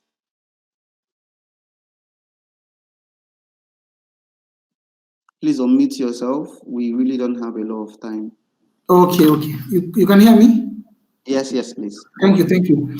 One of the things that we are doing as a youth organization serving at the continental level is we are trying to unpack the document, first of all, to give it a language that young people can understand. It is one of our core program that we are learning. We were implementing. We were to do that before COVID struck. Then there was some sort of readjustments to ensure that we fight this pandemic. We were also planning to run a Youth for Africa Continental Free Trade Area campaign that will contribute towards the building of a more stable and competitive Africa. In that program, we were targeting to ensure that young people are aware of what this agreement or this initiative by the African Union means to them, because there is a lack of understanding what the Africa Continental Free Trade Area is about and how young people can engage. So our intervention will guide on the role of the youth that can play in accelerating the initiative in terms of the processes, what they can also do to maximize the social, economic, and cultural potentials for their own benefit and that of their community. So it is a campaign that we were planning to do and to run, and it is intertwined by also building the capacity and the capacity strengthening and training of those young people throughout the program. That is modeled on the participatory action learning process approach. Also, we are intending to create a think tank on the Africa Continental Free Trade Area, and we're hoping the likes of Dr. Roslin and Dr. Rooks will be part of that think tank to basically bring the policy actors in our democratic society for open and accountable process of analysis, research, decision making, and to evaluate the entire agreement and this initiative, so that we can have the context of how it is going to benefit the young people. I hope I have clearly answered those questions. Thank you so much. Thank you so much. I am sure that a lot of young people are going to be keen to work with the African Youth Commission in that effort to make the Continental Free Trade Agreement more understandable to young people. Particularly the Pain Corp will be very interested in that. And after our sections, I'm of course going to take up with Secretariat to see how we can collaborate on that. It's something that really needs to be done. Otherwise, it would be as if this is for the elites and not for the 60% of African population. Dr. Rooks, I would want you to. I'll pose this question to you, and it says, it's actually a very direct question. It says, if the recs are failing, like customs union and common market, how sure are we that the Continental Free Trade Agreement would work, and at what stage would young people be involved so that their views can be heard? I'm sure the colleagues will bring deep insights to this question. Dr. Rooks, did you hear me? Yes, I can hear you. Thank you for the question. It's actually Dr. Rooks. Oh, Rooks. Okay, sorry. But I don't see him. I think he's. But please go on, and Dr. Roslin, please go on. I don't see Dr. Rooks anymore. Okay, let me jump in, and I hope he's able to come in and also just answer these questions. With regard to the regional economic communities, they are actually our building blocks for the continent. And now, even when the negotiations of the tariff offers and the service offers are being done, they are being done within the regional context. We cannot jump the regional integration and believe that we can do the continental integration. So what is happening is that they will become the implementers of the Afcfta. And if something has not worked, it does not mean that it will not work. So maybe the approach would be different, or the perception is different. But our regional economic communities are our building blocks for the Afcfta. And they are the implementing, they will be implementing the agreement at the regional level. The second question is, what stage would the young people be involved in the discussions and negotiations of the Fcft? In two stages. One is at the national level. This is a member state-driven exercise, the negotiation of this document. So what happens is that the member states themselves have created national committees, which encompasses a cross-section of the private sector, the civil society, the youth, and the stakeholders. It encompasses a cross-section of stakeholders where their views are then collected, and then the government, through their negotiating teams, then are able to present these issues and embed them in the negotiations, right? So this is how the approach is. But the second one is that during different meetings, for instance, when we have the summit meetings, when we have the Regional Integration Day celebration, we engage the youth, and the youth give their input. And that input then goes into the reports, and they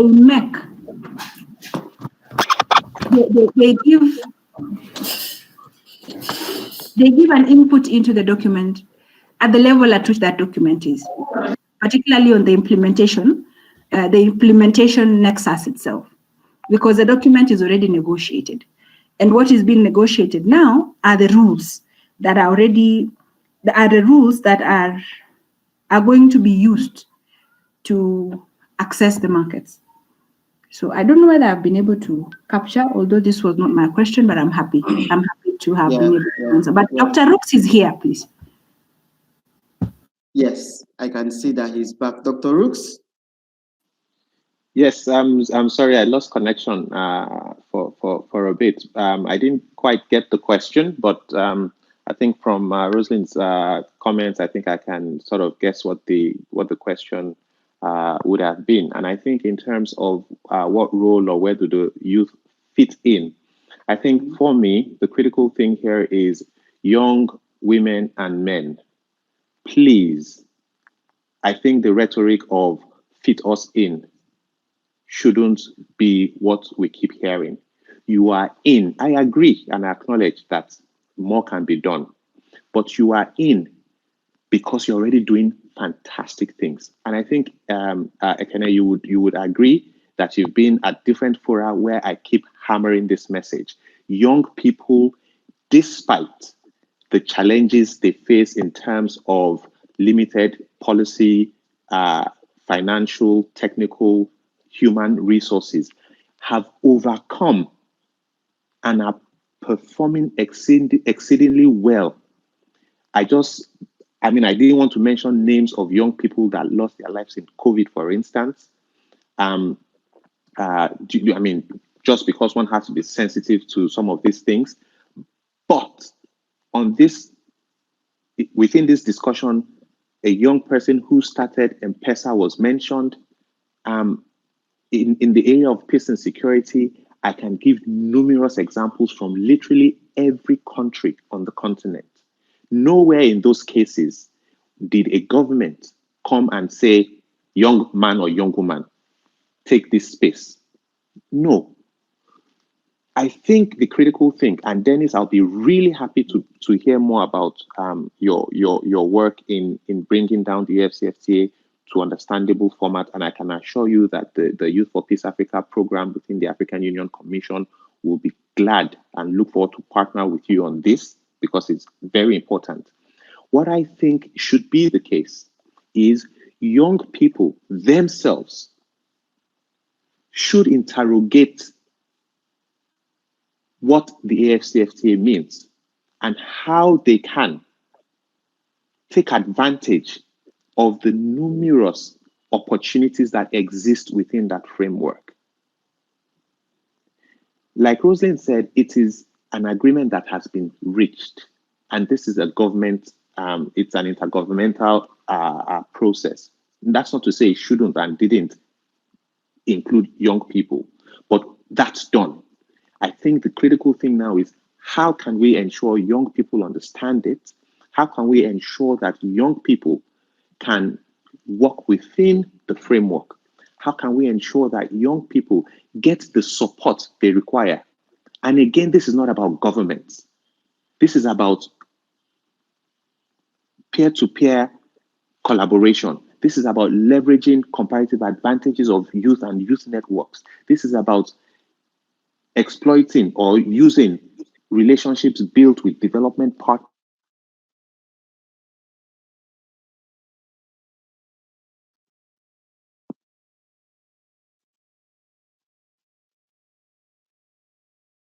Dr. Rooks? You know, a quote unquote space needs to be handed over. Thank you. Thank you so much, Dr. Rooks. I'm quite happy with the interventions you've made, especially with that of people waiting to be given spaces. Just also with the example for the Youth for Peace program, some of the successes that we see happening right now are also not just with leadership of young people within the AU who went about looking for those spaces, but also working with young peace builders across Africa to find strategies to create those spaces for themselves. So I always say sometimes that if they don't give you those spaces, if they cannot give you a space at their table, create your own table, make it so big and so effective that they want to come to the table. So, for example, and I'm sure with the way the Youth Commission, the African Youth Commission does its work, and with the partnership with, just like it's been offered, the Youth for Peace program and Pink Up and several other young organizations that would want to be interested. If we do that, if this project about making it more simplified in such a way that it can be understood by several young people across Africa, if it happens well, and I'm sure it's going to happen well, you already create a whole table that people all want, that all the partners who you've been chasing over the years all want to come on board. Because it is government to government, yes, but what does it mean for 60% of the population of Africa that are young people? Does it become like some of those policies that are just there and we just look on? So I think it's something that is very important to mention, and I'm very happy that you brought that forward. And we'll just have one more minute, trying to see whether there's a question we can take.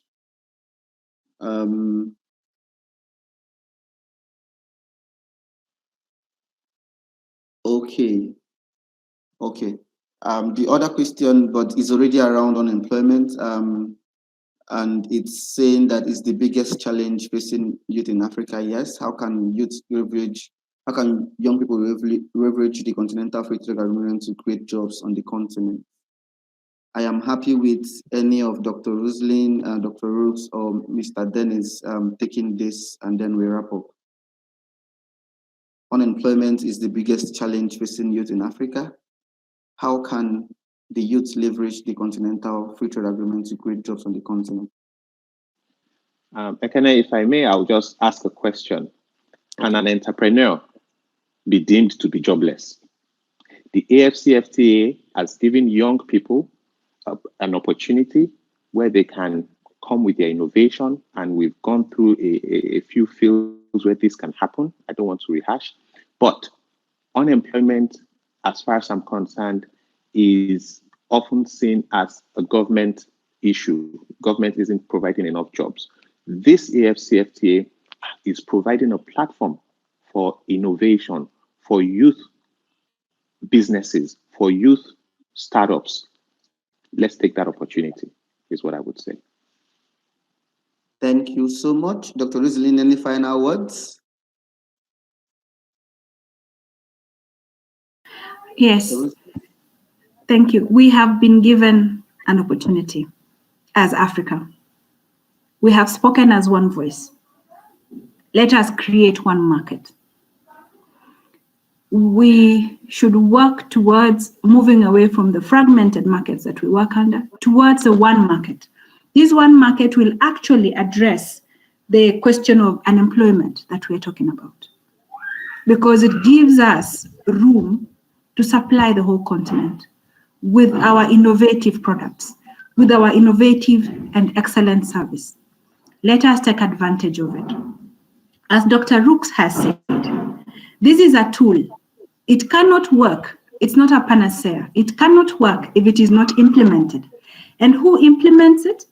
every single person implements it, from government to individuals and the business community. The final thing that I would say about this is, let the youth try as much as they can to identify business mentors, to identify people, knock at their doors, tell them, I have something I want to do. How can you mentor me? How can you support me? That way, generate employment for yourself and for 6 other youth who you will employ with what you're doing.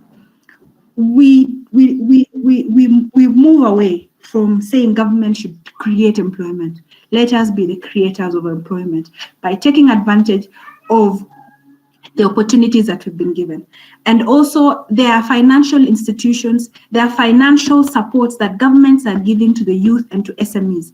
But you have to show the zeal that you have. You have to be supported to think through your businesses and your ideas, and you will move far. Let us create the one market. Thank you so much, Dr. Roslyn, for that. For those final words. I would quickly invite Mr. Dennett. What would be your final words? Mr. Dennett, are you still there?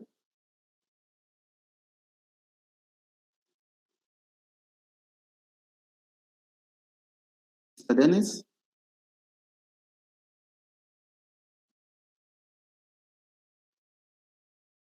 I can see you, but I can't hear you. Can you hear me? Perfect. Thank you, thank you. I want to take this opportunity to call upon the young people in our continent to be steadfast in holding our respective governments accountable, especially in ratifying this particular agreement. If in the event that we still have any government, any member state of the African Union that has not ratified this particular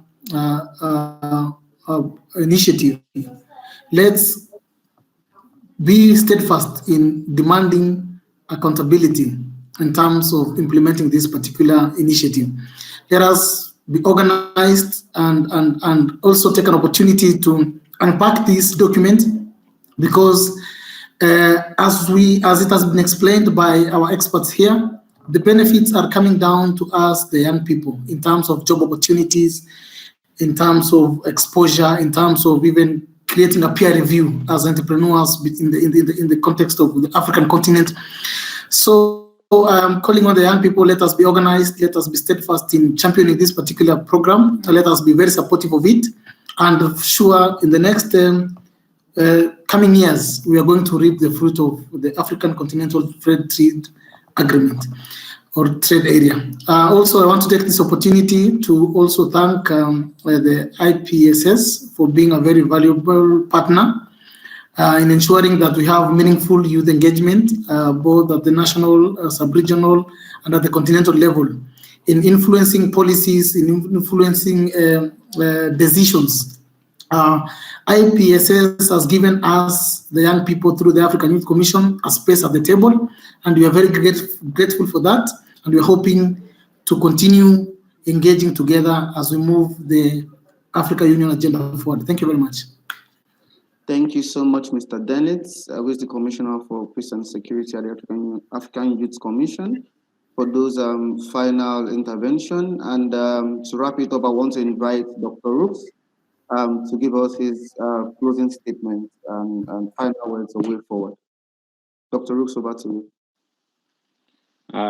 Thank you. I think I'll join my co-panelists to appreciate IPSS and its partners for bringing this together. I'd also like to appreciate the participants. I think these events are most useful to them, and they should continue to spare that time. And finances, I know data is not given across Africa, but it's fantastic to see the participation here. In closing, I think I'd like to also say to Dennis, please, let's be in touch. It's not just rhetoric when I say that we're indeed looking forward to engage with you on this very worthwhile endeavor you're planning to embark on. I think just to reiterate to young people across the continent, the Afcfta is the space that has been created. Within that space, you can innovate, show your ingenuity, and make money while at it. That is the space that has been created. I've also looked on the chat group and I've seen questions about where is youth involvement, where is the youth space, and so on and so forth. It's a policy framework. Use it, and the benefits will come. Thank you. Thank you so much, Dr. Rusako, and thank you to all the panelists for taking their time to share their experiences and, of course, deep insights on this important discussion. I'm particularly happy that you spoke from the heart, you spoke from what you know, you spoke from the realities of the things that are happening around us. And so I, for one, as a young person, can relate to these issues, can relate to the examples and the narratives that you've shared.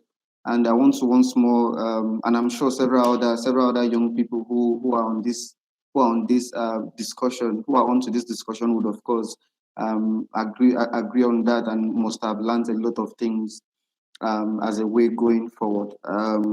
Just once more thank the IPISS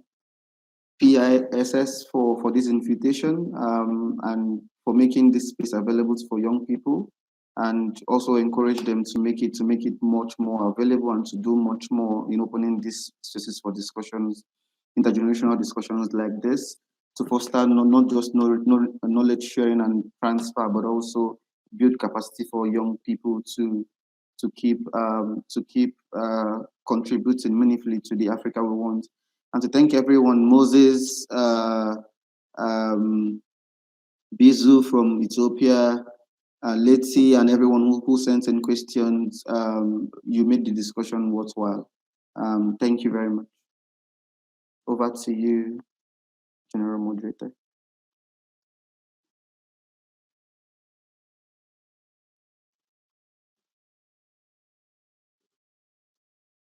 Rubiat?